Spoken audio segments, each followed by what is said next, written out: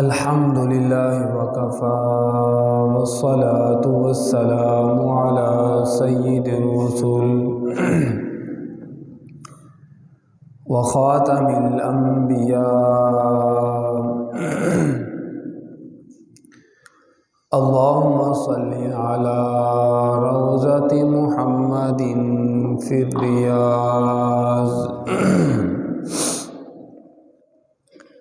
وصل على بلد محمد في البلاد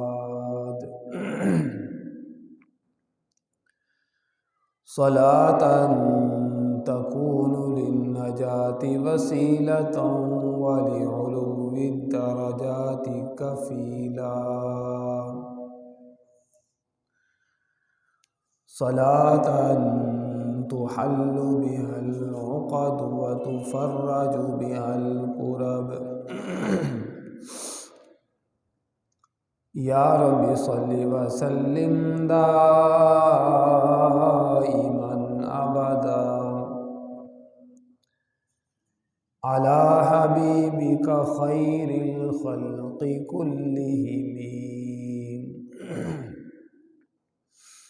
أما بعد أعوذ بالله من الشيطان الرجيم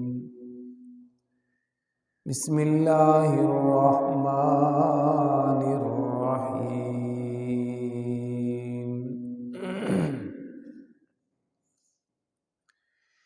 إنا أعطيناك الكوثر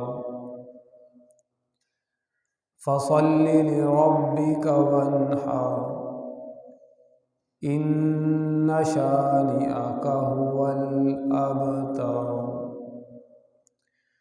رب اشرح لي صدري ويسر لي أمري واحلل عقدة من لساني يفقهوا قولي رب زدني علما رب زدني علما رب زدني علما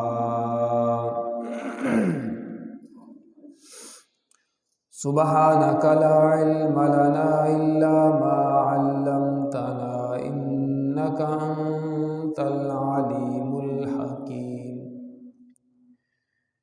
سبحان ربك رب العزة عما يصفون وسلام على المرسلين والحمد لله رب العالمين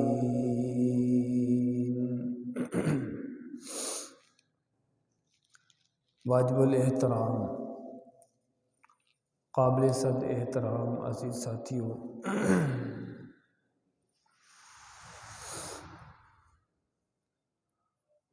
آج دوسری مرتبہ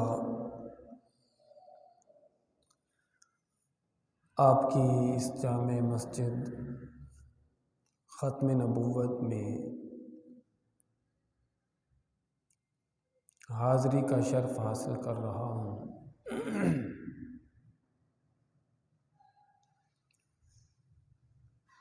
اور استاد محترم حضرت اقدس حضرت مولانا قاری دین محمد ثاقب صاحب رحمہ اللہ تعالی، ان کی مسند پر بیٹھ کر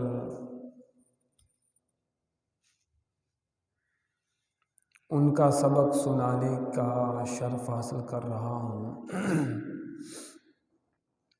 اللہ رب العزت سے دعا ہے رب کائنات مجھے حق سچ کہنے کی توفیق عطا فرمائے، اس کے بعد ہم سب کو اس پر عمل کرنے کی توفیق عطا فرمائے۔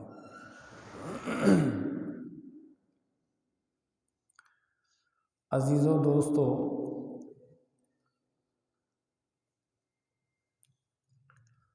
اللہ رب العزت نے انسانوں کی ہدایت کے لیے انبیاء علیہم الصلاۃ والسلام کو مبعوث فرمایا۔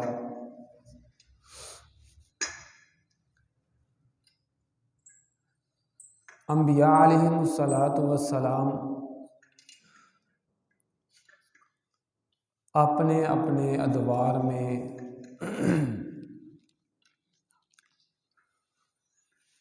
اور اپنے اپنے علاقہ کے لیے، اپنی اپنی قوم کے لیے اللہ کا پیغام لے کر آتے رہے۔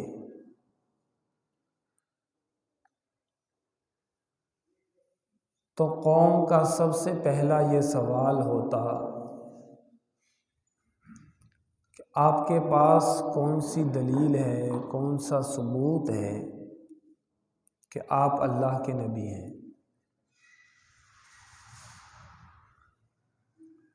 دلیل کے طور پر اللہ رب العزت نے ہر نبی کو کوئی نہ کوئی معجزہ دیا۔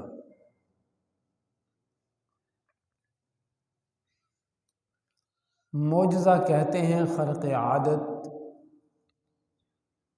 کوئی کام صادر ہو جانا، عادت کے برخلاف انبیاء علیہم الصلاۃ والسلام کے ہاتھوں سے کوئی کام یا کوئی واقعہ رونما ہوتا۔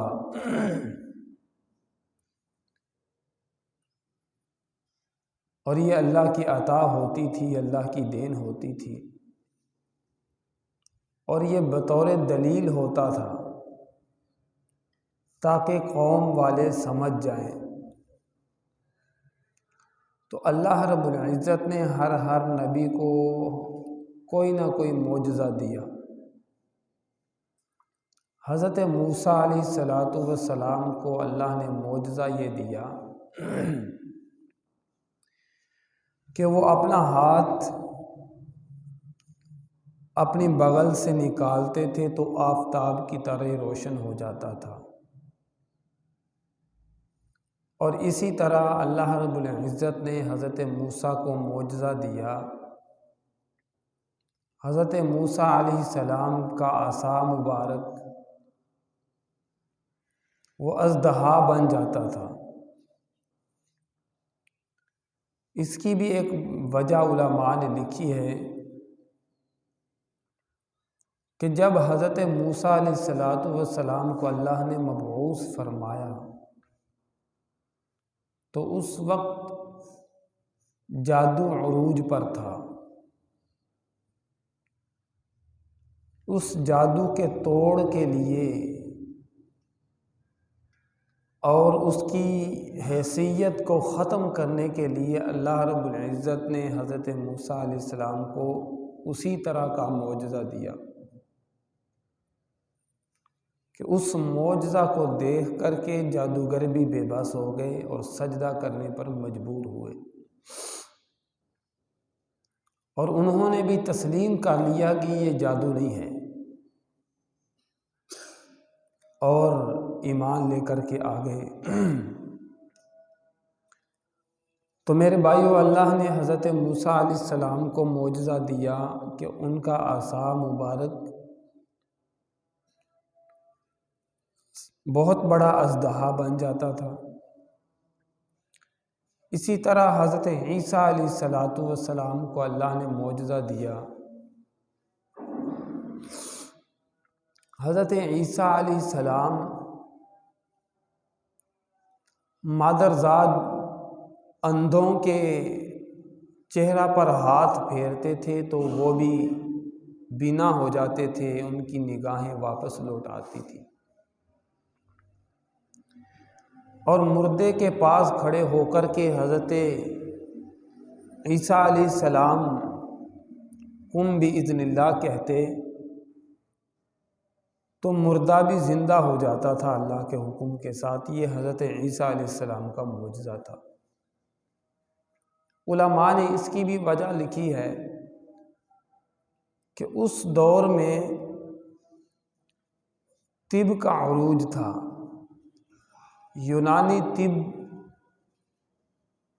فل عروج پر تھا، طب کی مہارت تھی، بڑے بڑے حکیم ہوتے تھے۔ اب اس نظریہ اور اس یقین کو ختم کرنے کے لیے اللہ رب العزت نے حضرت عیسیٰ علیہ السلام کو معجزہ دیا کہ وہ مادرزاد اندھوں کے چہروں پر ہاتھ پھیرتے، ان کی نگاہیں واپس آ جاتی، مردوں کو زندہ کر لیتے۔ یہاں آ کر تو طب بھی بے بس اور لاچار تھی، بلکہ آج کے دور میں بھی اگر دیکھ لیا جائے، جدید سائنس کا دور ہے اور ہومیوپیتھک ایلوپیتھک نے اتنی ترقی کر لی، بہت بلندی پر پہنچ چکی ہے سائنس، لیکن اس کے باوجود بھی کوئی مردہ زندہ نہیں ہوتا۔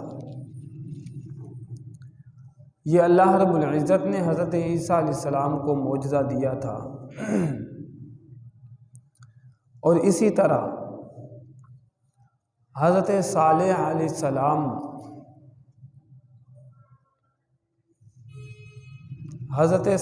علیہ السلام کی جو قوم تھی اس وقت جس چیز کا عروج تھا وہ مجسمہ تراشی، پہاڑوں میں سے پتھروں کو لیتے اور مجسمے تراشتے تھے، بڑے عجیب و غریب اور بڑی مہارت تھی۔ اللہ رب العزت نے حضرت صالح علیہ السلام کو اسی طرح کا معجزہ دیا کہ گابن اونٹنی ایک پتھر سے نکلی، حضرت صالح علیہ السلام کا معجزہ تھا۔ اب یہ معجزہ ایسا تھا کہ وہ تو پتھروں کو تراشتے تھے، اب یہ پتھر سے اونٹنی نکل رہی ہے، یہاں بھی پوری قوم بے بس اور لاچار ہو گئی۔ اور اللہ نے فرمایا ہذہ ناقۃ اللہ لکم آیہ، یہ اونٹنی تمہارے لیے اللہ کی نشانی ہے۔ میرے بھائیو، جتنے بھی انبیاء آئے ہر نبی کو کوئی نہ کوئی معجزہ دیا گیا، کسی کو ایک، کسی کو دو، کسی کو چار، اور جتنے بھی انبیاء آئے ہر نبی محدود وقت کے لیے اور محدود جگہ کے لیے اور محدود قوم کے لیے آئے، لیکن آخر میں جب جناب محمد الرسول اللہ صلی اللہ علیہ وسلم تشریف لائے تو اللہ نے جگہ بھی لامحدود دی، دونوں جہانوں کے لیے نبی بنا کر کے بھیجا، وقت بھی لامحدود دیا قیامت تک کے لیے، بلکہ قیامت کے بعد بھی نبی پاک صلی اللہ علیہ وسلم کی نبوت کا ڈنکا بجتا رہے گا، اور قوم کے حساب سے بھی نبی پاک صلی اللہ علیہ وسلم کی نبوت اور رسالت لامحدود ہے۔ میرے بھائیوں، ہر نبی کو اللہ نے معجزے دیے، کسی کو ایک، کسی کو دو، کسی کو چار، جہاں کے سارے کمالات ایک تجھ میں ہیں، تیرے کمال کسی میں نہیں مگر دو چار۔ کسی نبی کو ایک معجزہ، کسی کو دو، کسی کو چار، لیکن جہاں کے سارے کمالات اللہ نے اپنے حبیب میں رکھ دیے۔ حضرت ابو ہریرہ رضی اللہ تعالی عنہ کے بارے میں آتا ہے، آپ کے پاس ایک تھیلی تھی، تو حضرت ابو ہریرہ رضی اللہ تعالی عنہ نے عرض کیا، یا رسول اللہ آپ دم فرما دیں، مجھے ضرورت پڑتی ہے، کھجوروں پر دم کر دیں، میں اس تھیلے کے اندر ڈال لیتا ہوں، جب مجھے بھوک لگے گی میں کھا لوں گا، ان کے اندر برکت ہو جائے۔ تو آپ صلی اللہ علیہ وسلم نے دم فرما دیا اور فرمایا کہ اس کو الٹنا نہیں، جھاڑنا نہیں، اور جب آپ کو ضرورت پڑے تو اس میں سے کھجوریں نکال لینا اور کھا لینا۔ حضرت ابو ہریرہ رضی اللہ تعالی عنہ فرماتے ہیں، اس تھیلے کے اندر میں نے کھجوریں رکھی ہوئی تھیں، جب مجھے بھوک لگتی میں نکالتا، کھا لیتا، گھر والوں کو بھی دیتا، اور کئی ساری کھجوریں میں نے تو صدقہ بھی کر لی، اور فقیر آتے، مہمان آتے تو ان کو بھی اس تھیلے میں سے نکال کر دے دیتا۔ یہ سلسلہ چلتا رہا۔ رسول اللہ صلی اللہ علیہ وسلم رحلت فرما گئے۔ حضرت ابو بکر صدیق رضی اللہ تعالیٰ عنہ کا دور آیا،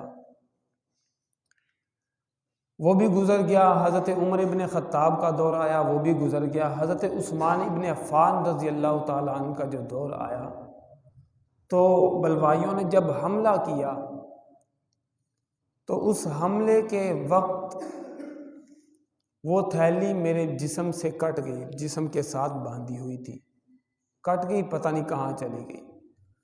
اور ایک اور روایت میں آتا ہے، حدیث پاک میں آتا ہے، حضرت ابو ہریرہ فرماتے ہیں کہ بلوائیوں میں سے کسی نے لوٹ مار کی، اور لوٹ مار کے دوران ہی وہ تھیلی بھی لے لی اور اس کے اندر ہاتھ ڈالا، کھجوریں نکالی اور اس کو الٹا جھاڑ دیا۔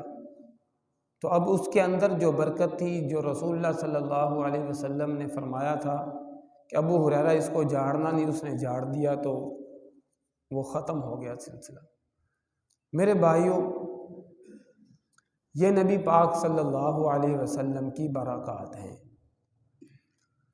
اور اسی طرح حضرت ابو ہریرہ رضی اللہ تعالیٰ عنہ کی والدہ کے متعلق بھی آتا ہے کہ ایک مرتبہ حضرت ابو ہریرہ رضی اللہ تعالیٰ عنہ رسول اللہ صلی اللہ علیہ وسلم کی خدمت میں حاضر ہوئے، عرض کیا، یا رسول اللہ، میں مسلمان ہوں اور میری والدہ کافرہ ہے، مشرکہ ہے، آپ ان کے لیے دعا کریں۔ تو آپ صلی اللہ علیہ وسلم نے دعا کے لیے ہاتھ اٹھائے تو ادھر حضرت ابو ہریرہ رضی اللہ تعالیٰ عنہ اپنے گھر کی طرف بھاگے اور جا کر کے دروازہ کھٹکھٹایا تو دروازہ کھلا نہیں، پانی گرنے کی آواز آئی۔ تھوڑی دیر کے بعد والدہ آئی اور کہنے لگی کہ میں کلمہ پڑھنے کے لیے غسل کر رہی تھی۔ یہ آپ صلی اللہ علیہ وسلم کی دعا کی برکات ہے۔ میرے بھائیوں، یہ مسلم شریف کی روایت ہے، حضرت اسماء بنت ابی بکر صدیق رضی اللہ تعالیٰ عنہ،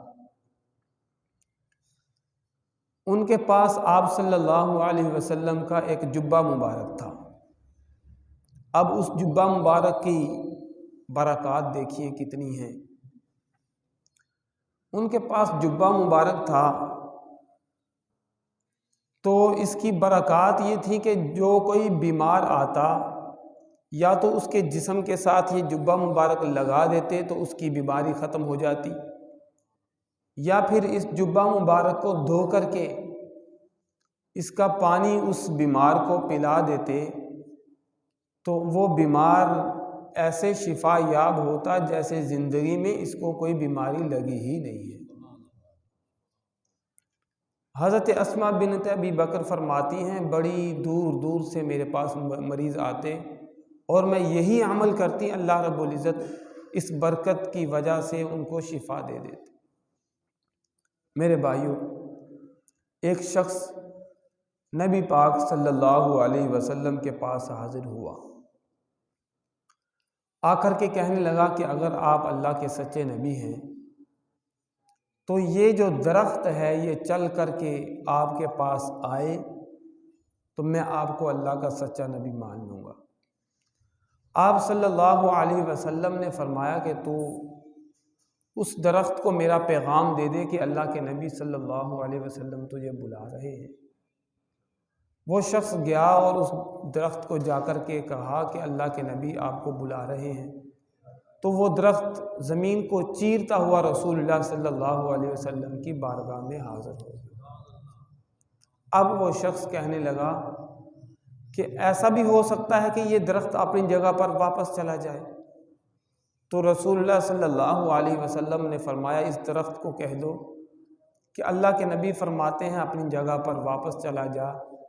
تو اس نے پیغام دیا تو وہ درخت اپنی جگہ پر چلا گیا۔ اس شخص نے فوراً کہا اشہد ان لا الہ الا اللہ و اشہد انک محمد عبدہ و رسولہ۔ یہ آپ صلی اللہ علیہ وسلم کا معجزہ ہے۔ اور میرے بھائیوں، حدیث پاک میں آتا ہے حضرت سعد بن ابی وقاص اور حضرت سلمہ بن اکوع رضی اللہ تعالی عنہ اور حضرت سہل بن سعد رضی اللہ تعالی عنہ، یہ صحابہ راوی ہیں اور چشمدید گواہ ہیں۔ بخاری شریف کی روایت ہے، غزوہ خیبر کا موقع تھا، رسول اللہ صلی اللہ علیہ وسلم نے جہاد کا علم، جہاد کا پرچم دینے کے لیے حضرت علی المرتضیٰ رضی اللہ تعالیٰ عنہ کو بلایا، تو آپ کی آنکھ میں سخت تکلیف تھی، بڑی درد تھا، اتنا سخت درد تھا، حدیث پاک میں آتا ہے کہ حضرت علی المرتضیٰ چل کر بھی نہیں آ سکتے تھے۔ حضرت سلمہ بن اکوع رضی اللہ تعالیٰ عنہ کے سہارے ان کا ہاتھ پکڑ کر کے رسول اللہ کی بارگاہ میں حاضر ہوئے۔ عرض کیا، یا رسول اللہ، میری آنکھ میں شدید درد ہے۔ تو آپ صلی اللہ علیہ وسلم نے اپنا لعاب دہن حضرت علی کی آنکھ پر لگایا، تو ایسے ہو گیا جیسے یہاں اس آنکھ میں کبھی درد ہوا ہی نہیں تھا۔ یہ آپ صلی اللہ علیہ وسلم کے لعاب دہن کی برکات ہے۔ اور میرے بھائیوں، صحابی ہیں حضرت عبداللہ بن عتیق رضی اللہ تعالیٰ، ایک یہودی کے بارے میں رسول اللہ صلی اللہ علیہ وسلم نے ارشاد فرمایا، یہ بھی بخاری شریف کی روایت ہے، کہ اس یہودی کو کوئی قتل کر کے آئے۔ تو یہ صحابی گئے اور اس یہودی کا جو گھر تھا، وہ جہاں رہتا تھا، وہ 2 منزلی تھا، اوپر والی منزل میں وہ رہتا تھا۔ تو انہوں نے اس کو قتل کر دیا، لیکن جب واپس آ رہے تھے تو چھت سے گر گئے، ٹانگ ٹوٹ گئی۔ تھوڑی دیر تو چلے لیکن چل نہ پائے، لوگ اٹھا کر کے رسول اللہ صلی اللہ علیہ وسلم کی بارگاہ میں لے کر گئے۔ تو آپ صلی اللہ علیہ وسلم نے اپنا ہاتھ مبارک اوپر مس کیا، تو اس کی برکت سے اس صحابی کی ٹانگ ایسے ہو گئی جیسے اس ٹانگ میں کبھی تکلیف ہوئی ہی نہیں تھی۔ یہ بھی آپ صلی اللہ علیہ وسلم کا معجزہ ہے، اور آپ کے مس کرنے کی برکات ہیں۔ جہاں کے سارے کمالات ایک تجھ میں ہیں، تیرے کمال کسی میں نہیں مگر 2 جا۔ حضرت عثمان بن حنیف رضی اللہ تعالیٰ عنہ کہتے ہیں، چشمدید گواہ ہیں، وہ فرماتے ہیں، ایک صحابی رسول اللہ صلی اللہ علیہ وسلم کی بارگاہ میں حاضر ہوئے اور نابینا تھے، نظر نہیں آتا تھا۔ عرض کیا، یا رسول اللہ صلی اللہ علیہ وسلم، مجھے سخت تکلیف ہے اور مجھے کوئی سہارا بھی میسر نہیں کہ کوئی شخص مجھے وضو کروا دے، غسل کروا دے، یا مجھے کوئی مسجد تک لے جائے، اس طرح کا بھی کوئی آسرا اور سہارا نہیں ہے۔ آپ دعا کریں کہ مجھے اللہ رب العزت نگاہ دے دے۔ تو رسول اللہ صلی اللہ علیہ وسلم نے فرمایا، وضو کرو، 2 رکعت نماز پڑھو اور اللہ سے یہ دعا کرو کہ اپنے رحمت والے نبی کے وسیلہ سے اللہ میری نگاہ کو واپس لٹا دے۔ حضرت عثمان بن حنیف فرماتے ہیں، ابھی ہم اسی مجلس کے اندر تھے کہ وہ صحابی دوبارہ آئے اور ایسے دیکھ رہے تھے جیسے ان کی نگاہ پہلے بالکل ٹھیک تھی، بالکل ٹھیک ہو گئے صحابی۔ تو حضرت عیسیٰ علیہ السلام کو اللہ نے کیا معجزہ دیا کہ آپ مادرزاد اندھوں کے چہرہ پر ہاتھ مبارک پھیرتے اور ان کو نگاہیں مل جاتی۔ تو یہ معجزہ تو اللہ نے میرے نبی کو بھی دیا ہے۔ جہاں کے سارے کمالات ایک تجھ میں ہیں، تیرے کمال کسی میں نہیں مگر 2 جا۔ جو معجزات اللہ نے دیگر انبیاء کو دیے، وہ تمام کے تمام معجزات کو اللہ نے جمع کر کے اپنے حبیب کو دے دیے۔ اور میرے بھائیوں، آگے بھی سنیے، رسول اللہ صلی اللہ علیہ وسلم کی سیرت اور آپ کے معجزات۔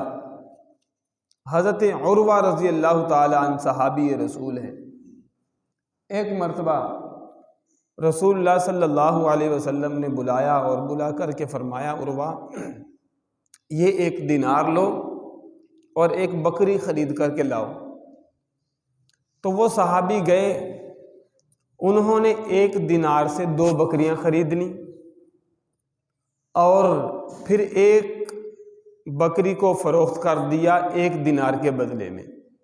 اب دینار بھی واپس آ گیا اور 1 بکری بھی موجود ہے۔ یہ لے کر کے رسول اللہ صلی اللہ علیہ وسلم کی خدمت میں حاضر ہوئے تو آپ صلی اللہ علیہ وسلم بڑے خوش ہوئے۔ یہ بھی بخاری کی روایت ہے۔ آپ صلی اللہ علیہ وسلم بڑے خوش ہوئے اور دعا فرمائی کہ اللہ رب العزت تیرے تجارت کے معاملات میں برکت عطا فرمائے۔ یہ برکت کی دعا کرنے کی دیر تھی۔ صحابی رسول حضرت عروہ رضی اللہ تعالی عنہ فرماتے ہیں کہ اس دعا کے بعد اگر میں نے مٹی بھی خریدی ہے تو رب کائنات نے مجھے اس میں بھی نفع عطا فرمایا۔ یہ آپ صلی اللہ علیہ وسلم کی برکات ہیں اور آپ کے معجزات ہیں۔ حضرت سعد بن ابی وقاص رضی اللہ تعالیٰ عنہ کے بارے میں آتا ہے کہ یہ ایک مرتبہ آپ صلی اللہ علیہ وسلم کے ساتھ مکہ گئے، مدینہ سے مکہ گئے، عمرہ کی غرض سے یا کسی غرض سے سفر میں تھے، تو مکہ پہنچ کر سخت بیمار ہوئے، اتنے بیمار ہوئے کہ وصیت لکھنے پر آ گئے، موت نظر آ رہی تھی کہ اب میں بچ کر واپس مدینہ نہیں جاؤں گا، لیکن پریشان بھی تھے کہ رسول اللہ صلی اللہ علیہ وسلم کا شہر مبارک تو مدینہ ہے اور مجھے تو مکہ میں موت آ رہی ہے۔ اب رسول اللہ صلی اللہ علیہ وسلم کو خبر ہوئی کہ کافی بیمار ہیں، آخری اوقات ہیں، تو آپ صلی اللہ علیہ وسلم تیمارداری کے لیے تشریف لے گئے۔ تو حضرت سعد بن ابی وقاص نے یہی عرض کیا، یا رسول اللہ جس شہر سے ہم ہجرت کر کے گئے تھے آج مجھے وہاں ہی موت آ رہی ہے، میں تو چاہتا تھا کہ آپ کے شہر مدینہ میں موت آتی۔ تو آپ صلی اللہ علیہ وسلم نے فرمایا سعد نہیں انشاءاللہ، کہ آپ کو یہاں انشاءاللہ موت نہیں آئے گی۔ اور دوسری روایت میں آتا ہے آپ صلی اللہ علیہ وسلم نے دعا کے لیے ہاتھ اٹھا لیے اور فرمایا اللہ سعد بن ابی وقاص کو شفا عطا فرما۔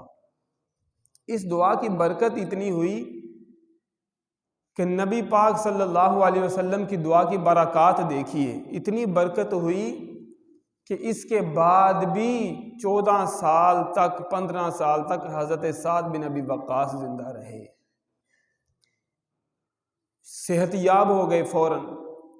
اس کے بعد نبی پاک صلی اللہ علیہ وسلم کا دور آیا، صحت یاب رہے، آپ صلی اللہ علیہ وسلم رحلت فرما گئے، صحت یاب ہیں۔ حضرت ابو بکر صدیق کا دور آیا، خلافت کا دور، حضرت ابو بکر صدیق بھی رحلت فرما گئے لیکن ان کی صحت برقرار ہے۔ حضرت عمر ابن خطاب رضی اللہ تعالی عنہ بھی حکومت کر کے شہید ہو گئے لیکن ان کی جو ہے صحت برقرار تھی۔ حضرت عمر ابن خطاب رضی اللہ تعالی عنہ کے دور میں ایک اور واقعہ پیش آیا، کیونکہ حضرت سعد بن ابی وقاص رضی اللہ تعالی عنہ کو رسول اللہ صلی اللہ علیہ وسلم نے ایک اور دعا دی تھی۔ آپ صلی اللہ علیہ وسلم نے فرمایا اللہ سعد بن ابی وقاص کو مستجاب الدعوات بنا۔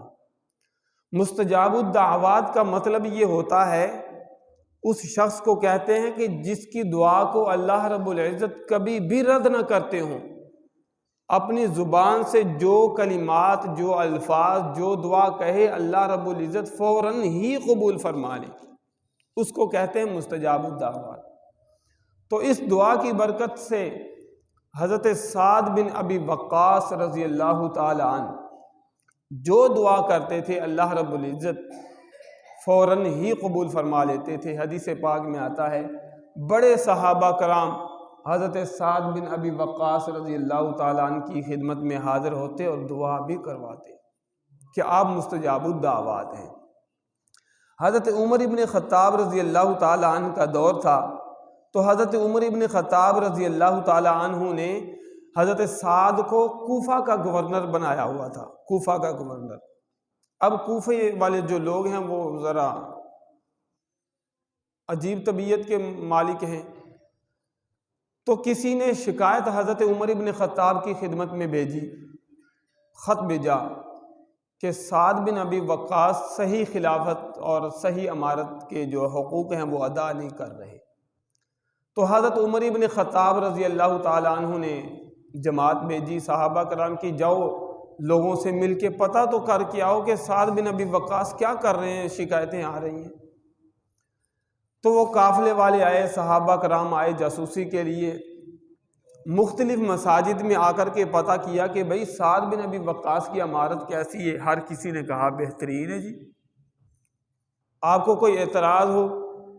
کوئی اعتراض نہیں، صحابی رسول ہیں، ان سے بہتر خلافت کون کر سکتا ہے، امارت کے حقوق کون ادا کر سکتا ہے ان سے بہتر۔ لیکن کوفہ کا ایک شخص تھا، اس نے اعتراض کیا کہ سعد بن ابی وقاص رضی اللہ تعالیٰ عنہ کو نعوذ باللہ نماز بھی پڑھنی نہیں آتی صحیح طرح سے نماز بھی نہیں پڑھاتے، کیونکہ اس دور میں جو امیر ہوتا تھا، جو بادشاہ اور گورنر ہوتا تھا، وہ مصلی کا بھی امام اور پیشوا ہوتا تھا۔ آج تو کچھ اور حالات ہیں۔ تو حضرت سعد بن ابی وقاص رضی اللہ تعالیٰ عنہ امام بھی تھے، خطیب بھی تھے، اس نے اعتراض کیا کہ یہ صحیح طریقے سے نماز نہیں پڑھاتے۔ یہ شکایت حضرت سعد بن ابی وقاص کو بھی پہنچ گئی، بڑے پریشان ہوئے، بڑے حیران ہوئے، بے ساختہ بددعا نکل گئی۔ اب یہ تھے مستجاب الدعوات، بددعا یہ نکلی، اللہ اس بندے کو آزمائش میں مبتلا کر۔ اور وہ شخص جب تک آزمائش میں مبتلا نہیں ہوا تب تک اس کو موت ہی نہیں آئی۔ حدیث پاک میں آتا ہے کہ وہ شخص بوڑھا ہو گیا اور وہ فتنے میں مبتلا رہا، اتنا بوڑھا ہو گیا کہ اس کی آنکھیں بھی نہیں کھلتی تھی، یہ آنکھوں کی جو اوپر ہوتی ہیں یہ نیچے لٹک گئیں اور آنکھیں بھی نہیں کھلتی تھی، یوں آنکھیں کھول کر کے بڑی مشکل سے دیکھتا تھا، اتنا بوڑھا ہو گیا۔